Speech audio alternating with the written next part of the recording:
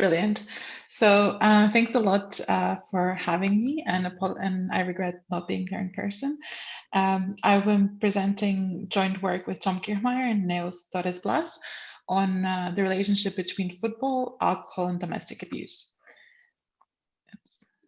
So I think I don't have to motivate probably as much why this is an important question, why specifically maybe we're interested in football. If you've been following sort of the last European and World Cup in England as well, there's definitely sort of a history or stereotypes that football hooligans or football fans tend to be quite violent among themselves, among opposite fans of a different club, and also cause clashes with the police. So this is sort of, I don't want to say it too typical, but a rather common appearance in London and British cities when football games are on. And secondly, I think football tends to be associated with alcohol quite a lot. So it is sort of common that football fans tend to drink a lot, whether they're watching in the UK, specifically the football games in the pub. And then they tend to go on these binge drinking days. So actually, for example, France has introduced, which the headline here shows from the Daily Mirror, for example, has introduced alcohol bans, but also actually in the United Kingdom as well, specifically drinking on the stadium while watching the game has been forbidden due to sort of the excessive drinking around football games. From qualitative work as well, there is a lot of evidence or a lot of interviews that would point that football and sort of the behavior around football could be a trigger to domestic abuse. So this is from victim testimonies from qualitative research, but which were sort of very motivating for us and quite powerful. I'll just read out the second one as well. Victim Deb has said that also knew that if other guys in the pub, if they lost a match, I knew their wives wouldn't be out at the weekend because they'd have a black eye or busted ribs or something like that. I just knew. So very grim.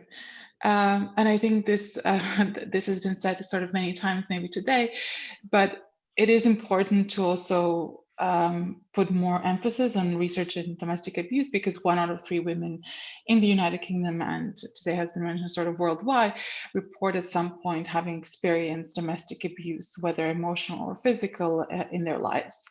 And at the same time, while this is fairly common, 1/3, this also represents a huge and a sharp escalation point in a person's life. So it puts this individual, the victim, whether a man or a woman, on a completely different life trajectory. And for example, Bindler and Kettle have estimated significant and sizable economic and specifically economic when it comes to, for example, when it comes to employment and welfare benefits as a result of the victimization and further psychological losses. On the other hand, there is research in criminology as well, and police forces have identified surges in domestic abuse reports following big sporting events, such as the World Cup. Yet, generally, I think there is not comprehensive evidence on the size of the average effect and also sort of the mechanisms behind this, which sort of motivated our research questions, which particularly sort of wanted to estimate what are the average hourly effects of a football game on domestic abuse dynamics. And then how does a football game affect different types of domestic abuse across different types of relationships and across different types of timings of the football game? And then perhaps most importantly, sort of what are the mechanisms behind this effect? And there we target, or we ask specifically 2 potential mechanisms, which I motivated in the beginning. This could be the role of emotions, the outcome of the game that triggers the domestic abuse dynamics that we see. And this has been found and is the focus of Card and Dahl. Or it could also be sort of the interaction with alcohol consumption, that football just acts as a sort of initiator to alcohol consumption that in turn actually leads to aggression. The institutional setting of our research is sort of the second or the second largest territorial police force in the United Kingdom, but also sort of the second largest county and urban area in the United Kingdom, which is Greater. Sort of looked into Manchester for football fans, although not ask me any specific questions about the clubs, is that football is extremely important and extremely salient in Manchester. So for Manchester United and Manchester City are two really big clubs that that are kind of that origin in Manchester, that play games in Manchester. And in the city, there is a certain atmosphere where really football is like the dominant sport and a very common part of the everyday conversation. But this was also sort of complemented with the Greater Manchester Police that records and has recorded really detailed data and has actually amazing confidential data that we were able to gain access to completely with vetting and sort of confidential access. So the Greater Manchester Police sort of released 8 years of crime and incident data spanning from April 2012 to July 2019.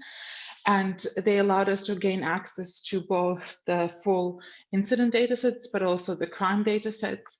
Then we're able to match that to the victims and to the alleged perpetrator data sets, among information on other characteristics as well, such as the relationship between the victim and the perpetrator. Over this period from 2012 to 2019, there is about 0.5 million domestic abuse incidents during these 8 years.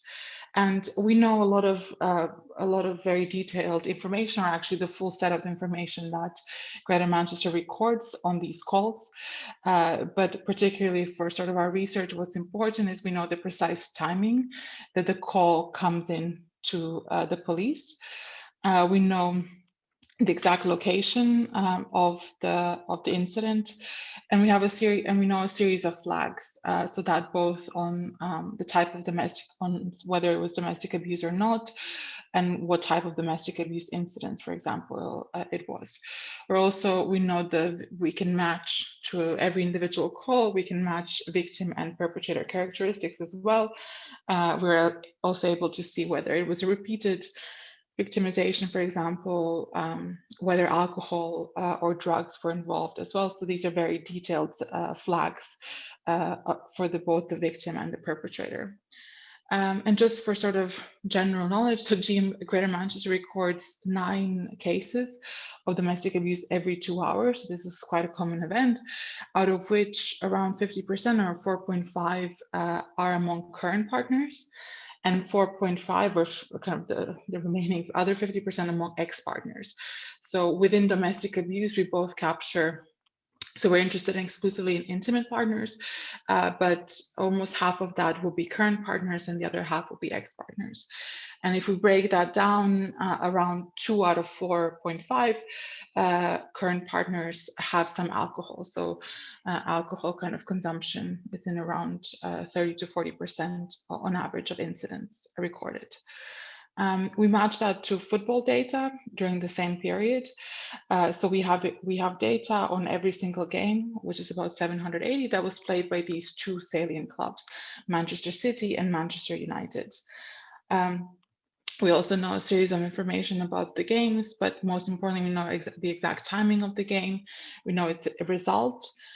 We know also that we kind of following also Card and Dow, we scrape betting before game betting odds from several betting agencies that will allow us to look at the emotional impact of a football game. And there's a couple of perhaps interesting statistics around that, around games. They're played all throughout the week. That's worth saying, just for sort of having in mind in the investigation strategy.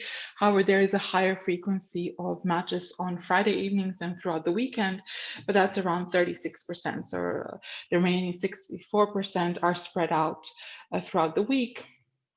And games are also spread out throughout the day, sort of. So around 37% are after 7 p.m., but the remaining around 60% happen earlier in the day, whether in early afternoon or sort of mid-afternoon.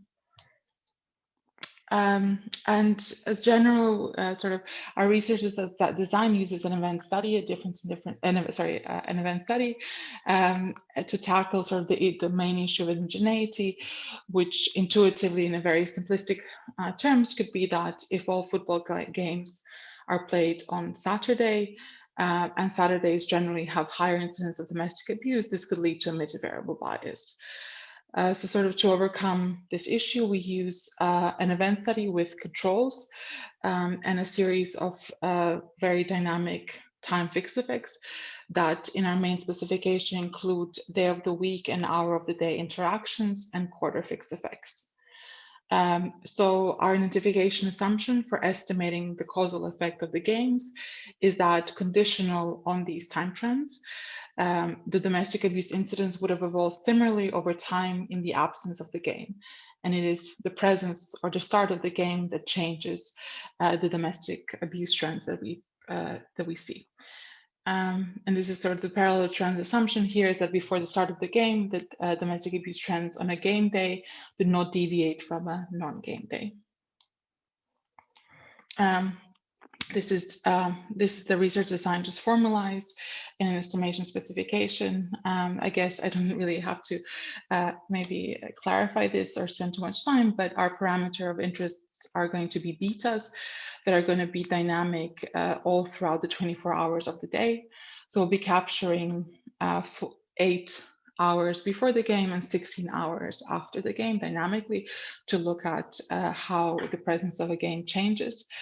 And we've, as I've said, we're including a full set of time fixed effects that in our baseline specification includes day of the week interacted with hour of the day and quarter fixed effects.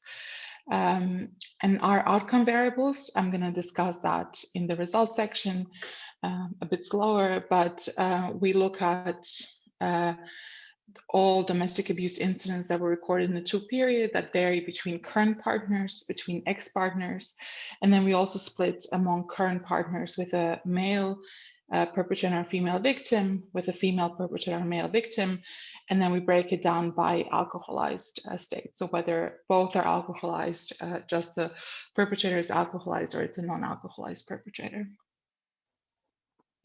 Okay. So these are our sort of, I'll show the results in a set of graphs, hopefully for sort of the simplicity of it. I'm just going to spend a tiny bit amount of on the first graph, just because you'll see it in many different contexts. So we always kind of debate the line that you see here at 0 is the start of the football game. And as I said, the green line, and as I said, we're looking at 8 hours before the game and sort of in 16 hours after the game. So we've also fixed the base or the omitted category for ease of interpretation to the period T-1 or the 2 hours before the game. For robustness checks, we have done or changed this to any type of time before. It doesn't really matter. This is just for ease of interpretation. So this is looking at the effects of the start of the football game on domestic abuse among current partners. These are partners that are living together. They can be married or just cohabiting. So we see that first, before the football game, sort of in the 6 to 8 hours before the football game, there's no kind of the parallel trans assumption is satisfied. There's no differential changes on domestic abuse. Next, we see that in the time, exactly the timing of the football game. So when the football game starts and lasts about on average 2 hours, which is also why we look at 2 hourly intervals, we see that there's actually a decrease in domestic abuse, which is at the size of about 0.25 incidents per hour. And this sort of corresponds to about a decrease of around 5 to 6% relative to the average.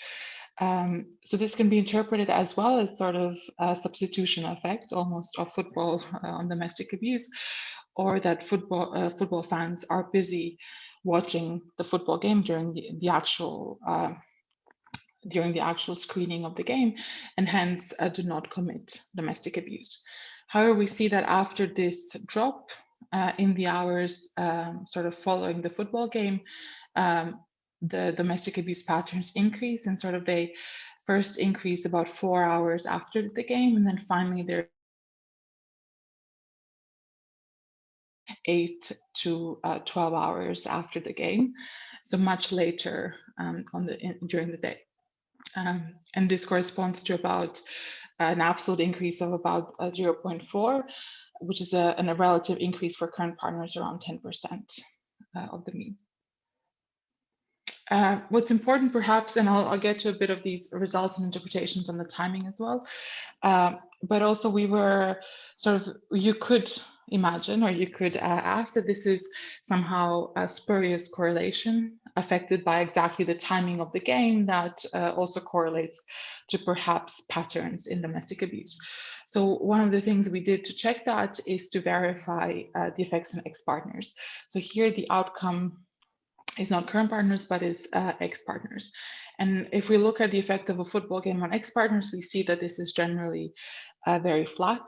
So domestic abuse committed on ex-partners around the game is not affected at all. There is a tiny bit, I think, sort of an increase very late, but overall this is kind of, we cannot reject the null hypothesis of a significant effect. So this is sort of comforting to tell us that it's actually, or it tells us also about the mechanism that it's the presence of the current partners in the aftermath of the game that triggers the abuse, rather than that it's actually perpetrators that are sort of seeking out and also sort of being violent and revenging also on their ex-partners. We also know exactly where the abuse happens, I should say, and that in 90% of times the abuse happens within the home of the victim.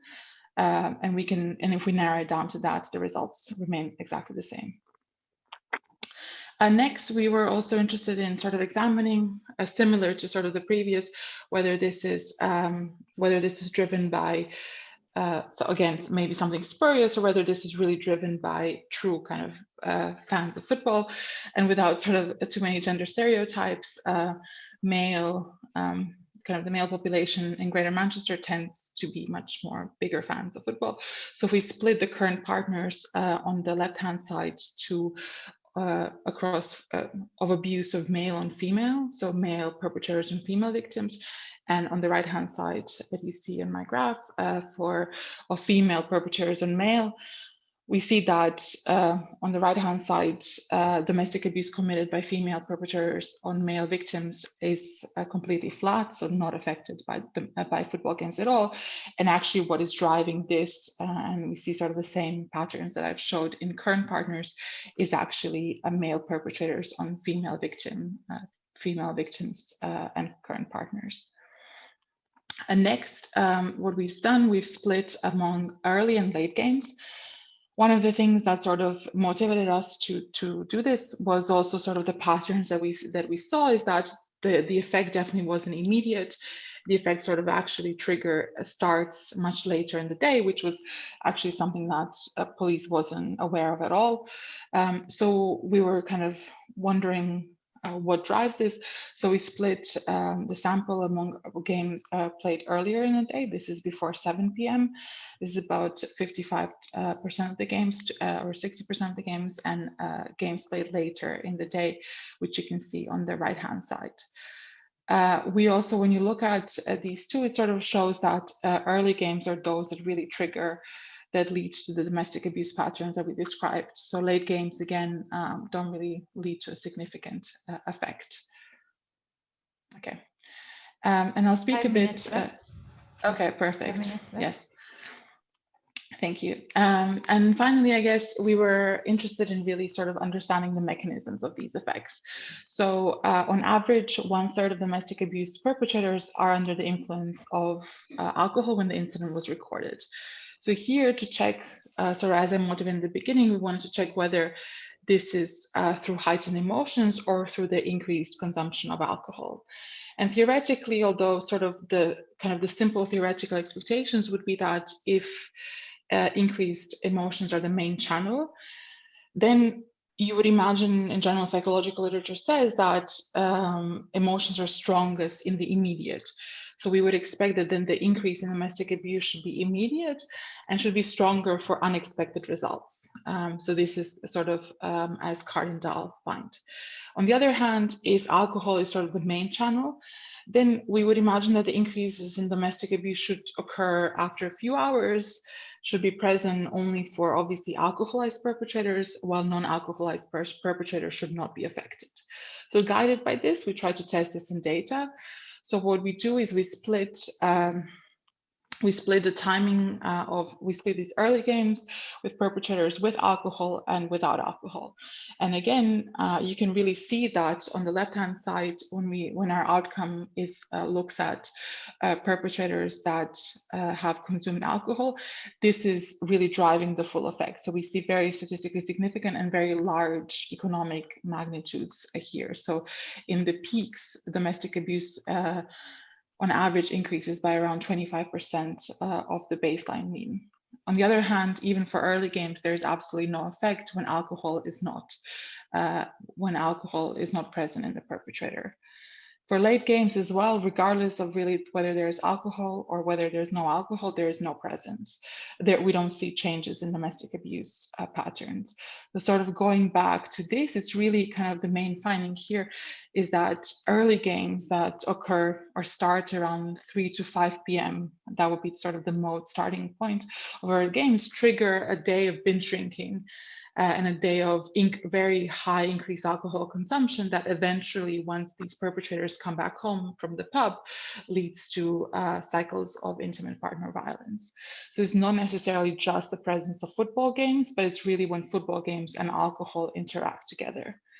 And again, very briefly, so we also have sort of tried to replicate the analysis by Cardinal, which is that we looked at pre-game expectations by betting odds and eventual results and defined an upset loss, an upset win, a close loss, close win, or predicted loss, and looked at whether domestic abuse patterns that we've seen vary or differentially vary for these 6 categories.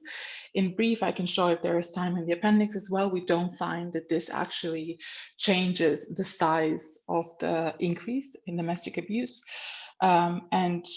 We also don't find that this changes sort of the patterns in alcohol consumption either, or alcoholized domestic abuse either. So we actually don't find very strong evidence that for football games in this context, it is the pre-game expectations that matter.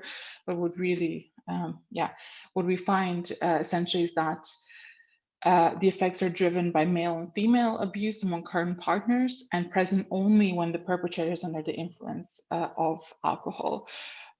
So the magnitude is the strongest when the game has an earlier kickoff time, allowing longer alcohol consumption in the aftermath of the game. And I'll just finish off by saying, because I think one of the reasons why, apart from actually the academic interest, this project has been really interesting is that we have been working with policymakers as well. I think that was discussed in the keynote lecture as well, which is quite nice because I think that there are some policy implications that are important. On the one hand, to the police, they were sort of surprised to know because a lot of the policing around football happens around the matches and kind of around perceptions of decreasing fights and antisocial behavior directly after a match. But what actually this shows is that we should also be thinking about what happens much later on at the home where intimate partner abuse happens. And then also on the other hand, actually sort of showing that it's not necessarily just football that really matters, but it's really the interaction of football and long alcohol consumption that triggers violence among male perpetrators. Thanks a lot. I will comments if you don't get it, I know it's very late, so comments are very welcome and questions on my email as well.